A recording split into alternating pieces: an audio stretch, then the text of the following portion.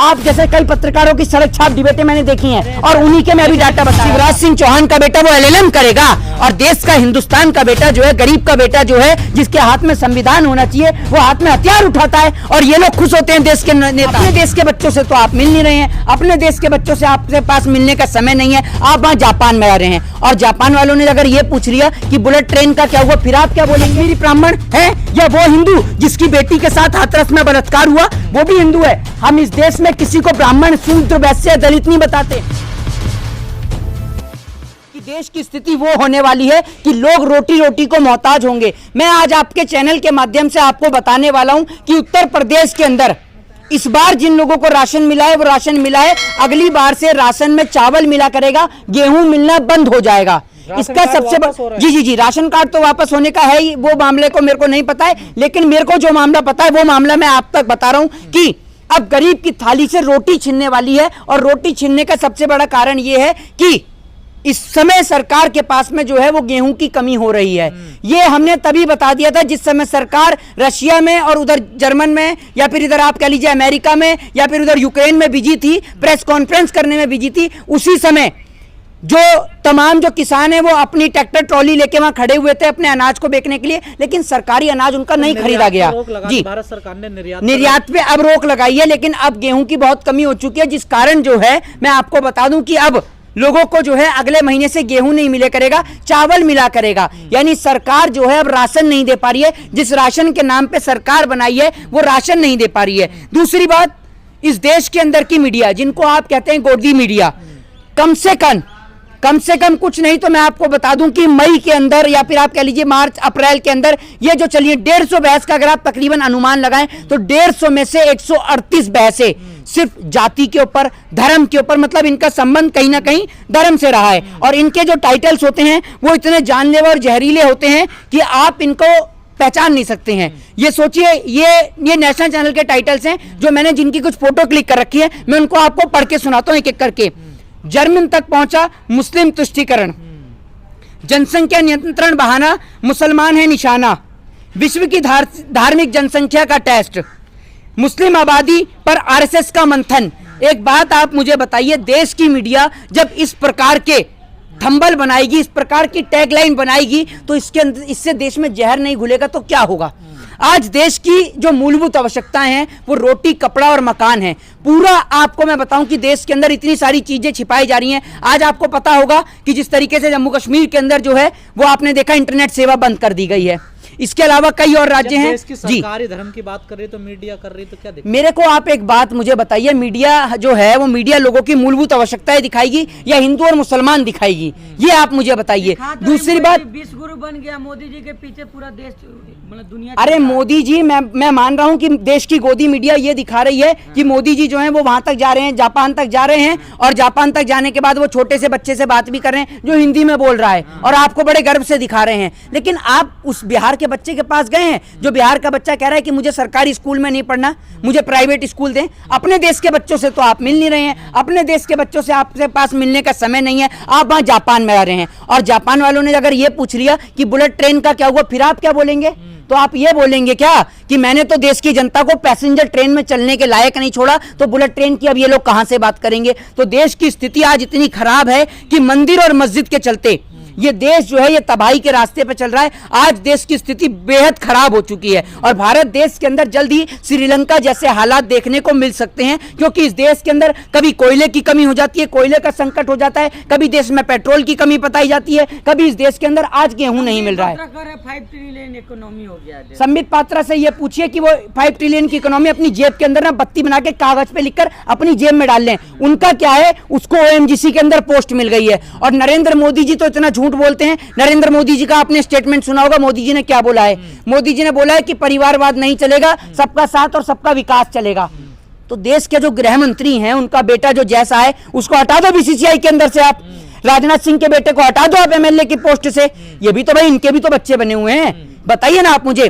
और दूसरी बात, सारे हिंदू धर्म का ठेका क्या हम लोगों ने ले लिया है?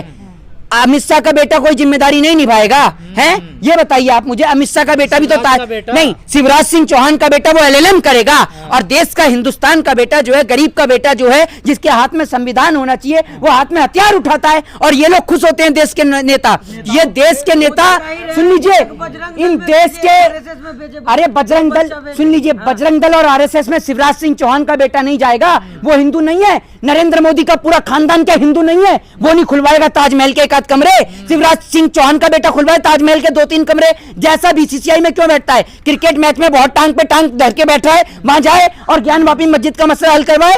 चढ़े ना। इनके बच्चे क्यों नहीं जाते हैं? इनके बच्चे क्यों दूर हैं इन मामलों से? क्या गरीब का बेटा मरने के लिए बनाए? क्या गरीब को हक नहीं है कि उसका बेटा भी अब जो है वो नेता बने, मंत्री बने, डॉक्टर बने, इंजीनियर बने, साइंटिस्ट बने? या फिर इस देश के अंदर गरीब का बच्चा सिर्फ इनके लिए लड़ाई लड़ने के लिए बनाए? गरीबों के साथ ये नेता निश्चित तौर पर धोखा कर रहे हैं इस देश के अंदर, निश्चित तौर पर धोखा हो रहा है। कहां धोखा नहीं हुआ इस देश के अंदर? जिसे बेटे विदेशों में मेरी बात आप मुझे ये बताइए, इस देश का हिंदू भी जो हिंदुओं की बात करते हैं कि हिंदुओं की सरकार चल रही है, हिंदुओं की सरकार चल रही है, ये बता दीजिए आप मुझे। 1 मिनट, अरे सुन लीजिए, अंबानी हिंदू है आपके लिए? सुन लीजिए, संगठन खुश है। अरे रुक जाइए, अयोध्या हो गया, बाबरी मस्जिद के बाद जो है ज्ञानवापी लेंगे, मथुरा लेंगे, कैसा तरक्की तो हो ही रहा सर। ये इसको आप तरक्की मानते हैं? वो कह रहे हैं आप सुन लीजिए, आपको अगर इस देश में पत्रकारों को कहा जाता है ना, सबसे बड़ा कारण आप जैसे लोग हैं। आप सामने आकर बोलिए अगर आपके अंदर दम है। कह रही है जनता, तो ये भी कह रही है कि रोटी दे दो। आप मूलभूत मुद्दों से मत भटकाइए। आप जैसे कई पत्रकार आते हैं और कई जाते हैं। आप जैसे कई पत्रकारों की सड़क छाप डिबेटें मैंने देखी हैं और उन्हीं के मैं भी डाटा बता रहा था। लेकिन मैं आपको मुद्दा यही बताना चाह रहा हूं कि जनता जो है, सुन लीजिए, जनता हर चीज से निपट सकती है, जनता हर चीज से निपट सकती है। लेकिन 8 से 9 बजे की जो डिबेट चलती है ना, इससे निपटना मुश्किल हो जाता है। 8 से 9 बजे की डिबेट के दौरान अगर ये पाकिस्तान पे डिबेट चला दें तो ऐसा लगेगा कि आतंकवादी आपके घर के बाहर ही खड़ा है और गेट खोल दिया तो आतंकवादी घर के अंदर दस्तक दे देंगे। इस प्रकार का मेमोरेंडम चलाती हैं। धर्म को लेकर पूरा धर्म को लेकर चलाएंगे 8 से 9 बजे की डिबेट, तो ऐसे चलाएंगे और नीचे लिखती है बड़े पैमाने पर धर्म खतरा है, बिल्कुल धर्म गुरु, नीचे लिखेंगे धर्म गुरु। अरे जिसको धर्म के बारे में नहीं पता वो आदमी ये नहीं बता सकता कि जब आदमी का अंतिम संस्कार होता है तो राम नाम सत्य क्यों बोला जाता है। जिस आदमी को ये नहीं पता हनुमान चालीसा शुरू कहां से होती है, उस आदमी को ये बताते हैं धर्म गुरु।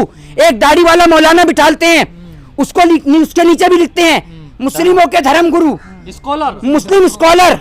ये आप देखिए, अरे भैया वो आदमी जो इस देश के मुसलमान का वजूद नहीं बताता, जो इस देश में मीर उस्मान अली के बारे में नहीं बताता, जो बहादुर शाह जफर, तो आप मुसलमान बताते हैं। वो तो आपका 500 रुपए में, 5-5 हजार रुपए में ना बिकने वाले लोग हैं, जिनको आप 5-5 हजार रुपए में टीवी चैनल की डिबेट में बिठालते हैं। आपका ये प्रोपोगेंडा पूरा देश समझ चुका है और आप 5-5 हजार रुपए देकर या 3-3 हजार रुपए देकर ये जितने भी लोगों को बिठालते हैं ना और नफरत का जो जहर इस देश में घुलवाने का काम करते हैं, आप याद रखिएगा इस देश के अंदर हर किसी का पाप का घड़ा भरता है और जिस दिन आपका पाप का घड़ा भरेगा ना, और वो दिन दूर नहीं, आज आपके सामने मैं कह रहा हूं कि वो दिन दूर नहीं जब इस देश के पत्रकार यूं करके ऐसे करके बोलेंगे कि मां की कसम खा रहा हूं, इस बार मैं सच्ची खबर दिखा रहा हूं, लेकिन इनकी कोई खबर देखने वाला नहीं होगा, इनकी कोई बात सुनने वाला नहीं होगा। ये इनकी हालत हो जाएगी इस देश में। मोदी जी भी कह रहे हैं कि यहाँ देश की मीडिया हमको दिखा नहीं रही, आप भी मीडिया शिकायत। अरे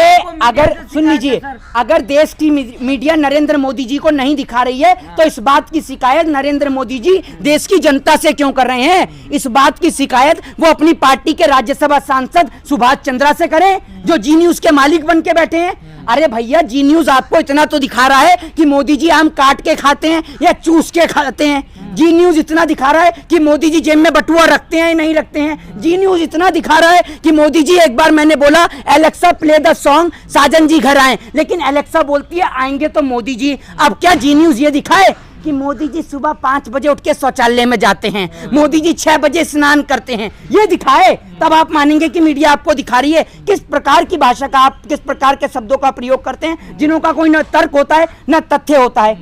इस प्रकार के क्वेश्चन मेरे को लगता है कि देश के पत्रकार के नहीं हो सकते। लेकिन हैं। ये मीडिया जो है ना, जी। कभी बेरोजगारों को डिबेट में नहीं बैठाती है, ये श्रमिकों को नहीं बैठाती। सुन लीजिए, बेरोजगार को अगर डिबेट में बिठा लेना और हम जैसे लोगों को बिठा ले, तो मैं तो सबसे पहला सवाल यही करूंगा कि आप लोग जो धर्म का ये पैमाना चलाते हैं, क्या इस देश के अंदर सारे नौजवानों को रोजगार मिल गया?